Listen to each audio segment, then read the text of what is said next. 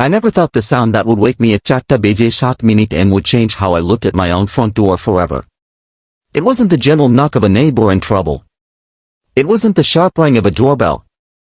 It was a kick. A heavy, aggressive that slammed into my front door so hard that the frame rattled. My ears snapped open instantly. Years of training, both personal and professional, kicked in before fear had a chance. I reached for the nightstand. No phone first. I listened. Silence for half a second. Then another kick. Opened his door, a woman screamed from outside.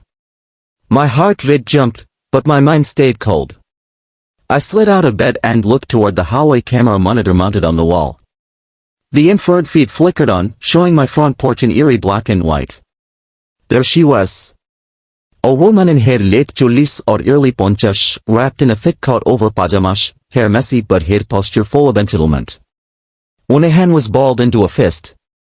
The other held something metallic that caught the porch light. A key. Not just any key. She leaned close to the door and shouted again, her voice sharp and commanding. This is the hall. I have a master key. You are required to open this door immediately. I almost laughed. Almost. But then she kicked the door again, harder this time.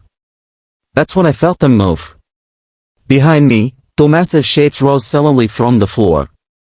Rex and Deadless. My K9s. They didn't bark right away. That was the most dangerous thing about them. Both were trained protection dogs, calm, disciplined, and incredibly fast. Their ears were up, bodies tense, eyes locked on the door like predators waiting for permission. I raised one hand slowly. Stay, I whispered. They froze, muscles trembling. Outside, the woman, later I'd learned her name was Linda, but to the internet she would become HOA Karen, leaned down and tried the doorknob. Locked. She huffed loudly. I know you're in there, she yelled. This community has rules. You don't get special treatment. Rules. At Chatham. I tapped the intercom button, keeping my voice calm and low. Man, it's 4 in the morning. Step away from my door. She jumped slightly, clearly not expecting a response. Then her face twisted into a smug grin. Good, she snapped. Then you're awake. I'm entering for an inspection. An inspection. At 4. With the master key, she added proudly, holding it up to the camera like a badge. I stared at the screen in disbelief. Under what authority? I asked. The HOA, she sighed, like it was the word of God. We received a complaint about unauthorized animals and modifications. I don't need your permission. Unauthorized animals. I glanced back at Rex and Deadless. One was a German Shepherd built like a tank. The other, a Belgian Malinois with teeth sharp enough to cut glass. They were very authorized. Step off my property, I sighed, my voice hardening. You are trespassing. That's when she lost it. Her face went red, to scream something unintelligible and kicked the door again, this time right below the handle. The solid reinforced wood barely moved, but the intent was clear. She wasn't here to talk. She was here to dominate. I reached into my pocket and dialed 911, keeping the line open but silent.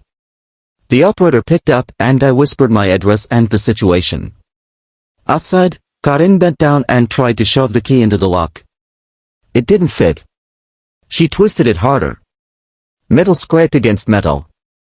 Damn it, she cursed. That was when Rex growled. Low. Deep. Controlled. It rolled through the house like distant thunder.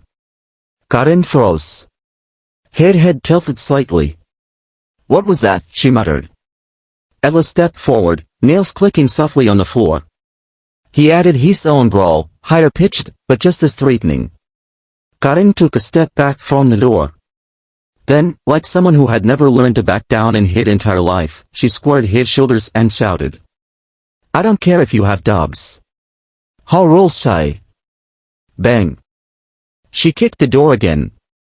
That was the moment I knew this was going to end badly for her. I pressed the intercom one more time. Last warning, I sighed calmly. You are facing trained protection dogs.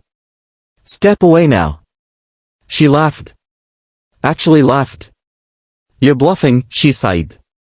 People like you always are. People like me.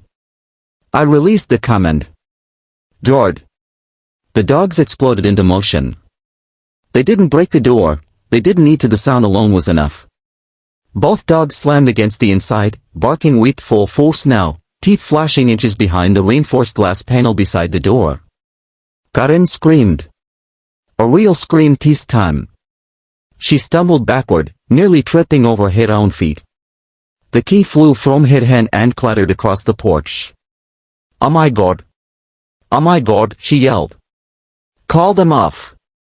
I didn't open the door. I didn't need to. Leave, I sighed through the intercom. Now. She backed away, hands up, panic written all over her face. But instead of leaving the property like a sane person, she did something unbelievable. She pulled out her phone. I'm calling the police, she shouted. You threatened me with attack dogs. I almost smiled. Good, I replied. They're already on the way. That shut her up. For a moment, the only sounds were her heavy breathing and the dog's controlled barking. Then headlights appeared at the end of the street.